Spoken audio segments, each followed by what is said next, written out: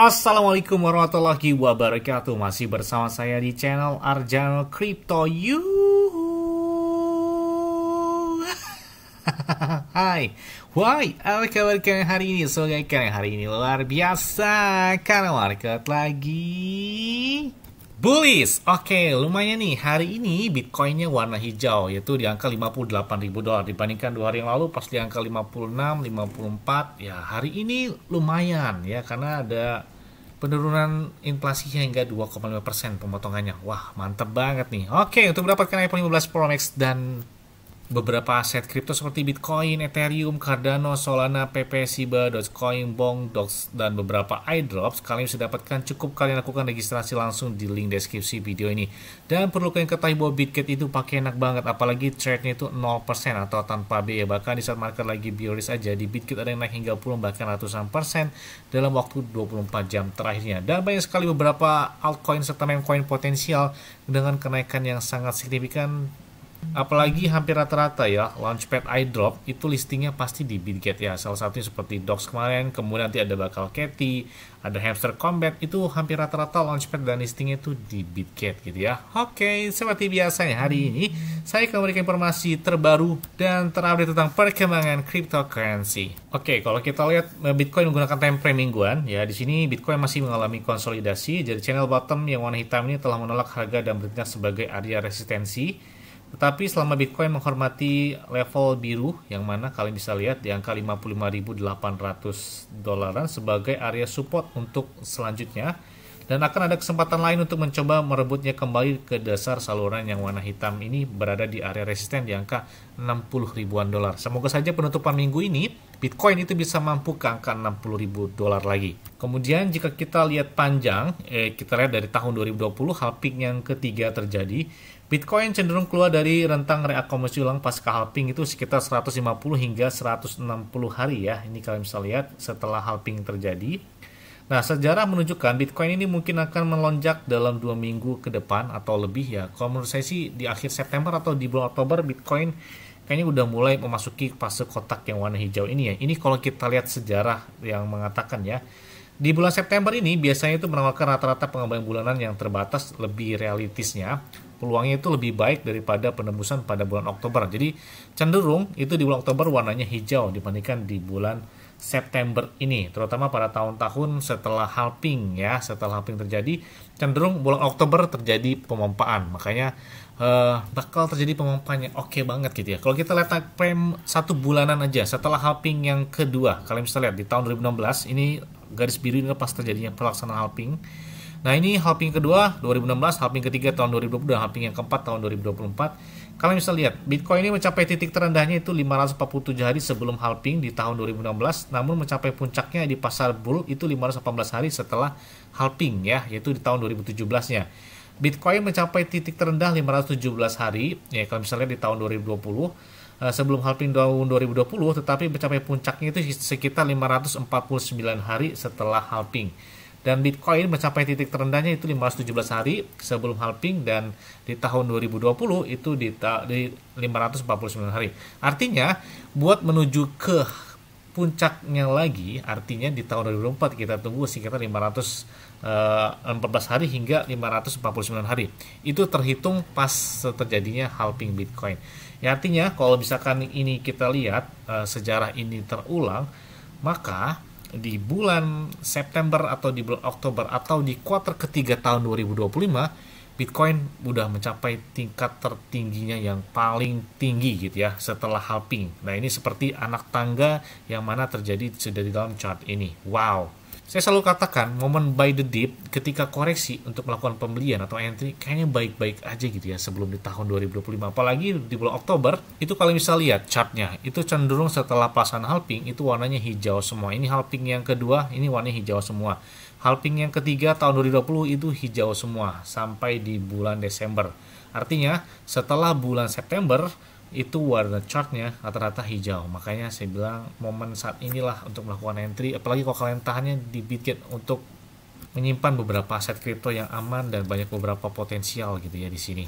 Ya, secara sah, inflasi Amerika Serikat makin turun ke angka 2,5% setelah bulan lalu mencapai 2,9%. Penurunannya di bulan ini semakin turun, artinya menandakan hal yang positif buat beberapa market, salah satunya market saham dan market kripto juga. Apa ini tanda suku bunga bakal dipangkas lagi nanti bakal tanggal 18? Nah, kita lihat aja nih. Kayaknya udah siap-siap sih, bull market udah kelihatan nih, karena konsolidasi dari Bitcoin aja udah cukup lumayan lama gitu ya. Ya, selanjutnya datang dari Dox. Wow, Dox airdrop yang saat ini sudah launch dan listing di beberapa checks besar ya, seperti Binance, Bybit, ada di BitGet dan beberapa checks lain. Dan hari ini sepertinya pemompanya udah mulai sedikit kelihatan nih. Volume perdagangan mereka, wow, kencang banget di angka 8,4 triliunan rupiah gitu ya, 8,4 triliun rupiah lebih gitu ya. Dan untuk harganya di angka 16-an rupiah, jadi sudah party sebenarnya. Yang jackpot dari airdropnya yang dapat gratisan kayaknya udah kipas-kipas aja dari si Dox ini.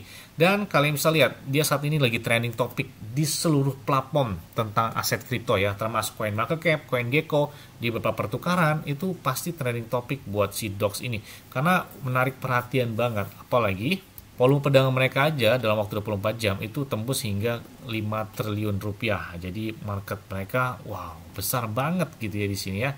Dan lagi transaksi mereka semakin besar dan semakin meningkat, bahkan kita lihat bahwa mereka memiliki supply sekitar 550 miliaran, yang mana artinya potensi buat di angka 0,1 dolar berarti kurang lebih 100-an rupiah.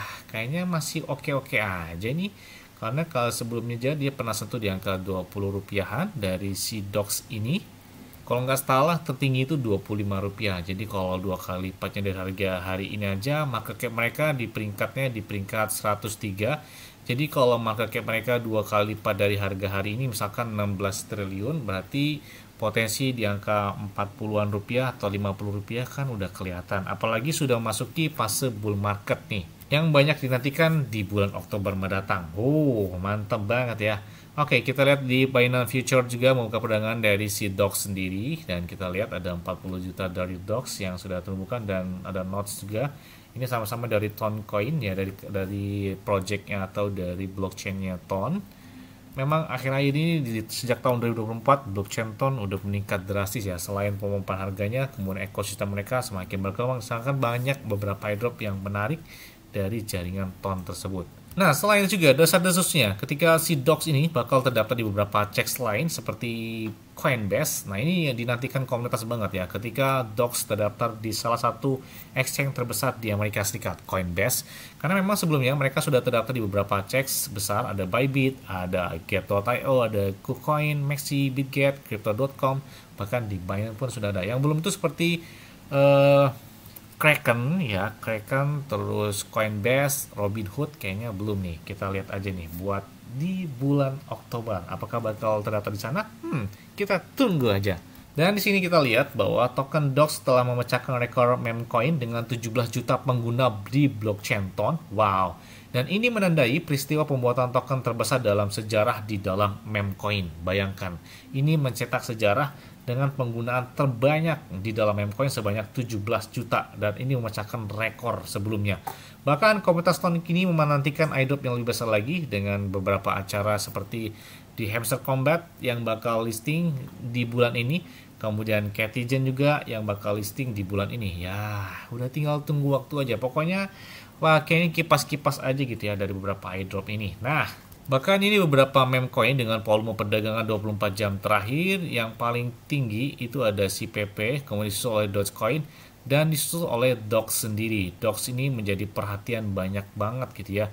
Ini masih baru, token ini baru listing kalau nggak salah tanggal 26 Agustus ya. Pokoknya di bulan Agustus akhir mereka listing di beberapa cek. Ternyata volume perdagangan mereka itu udah menyusul seperti Shiba Inu, seperti Bong, seperti Floki, Bome, dan banyak beberapa meme coin yang sudah cukup lumayan lama, tapi volume perdagangan mereka itu kalah sama si Dox ini. Wow. Bahkan di beberapa platform, Dox ini menjadi selalu trending topik ya, yang paling banyak dicari gitu ya di seluruh global atau seluruh dunia. Wow. Jadi rekor-rekor yang terpecahkan oleh si Dogs ini itu banyak banget ya.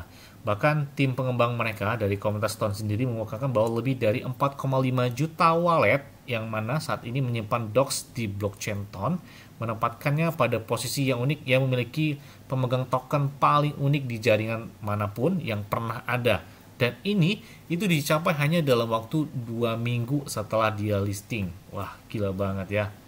Jadi kayaknya idaman banget sih si Dox ini buat menantikan harapan untuk di bull market tahun 2025.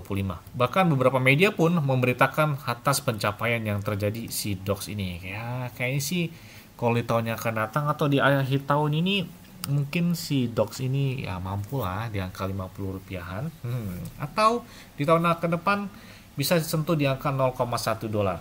Amin, kita tunggu aja ya. Yes! Mungkin itu aja yang dapat saya sampaikan kepada kalian semua. Ingat-ingatnya semua yang disclaimer dan Dior. Kenapa? Kalau di kalian sendiri selalu gunakan yang aman dan santai. Jadi apabila market dalam keadaan bearish, bullish dan bagaimanapun kalian tetap tenang dan santuy. Terima kasih.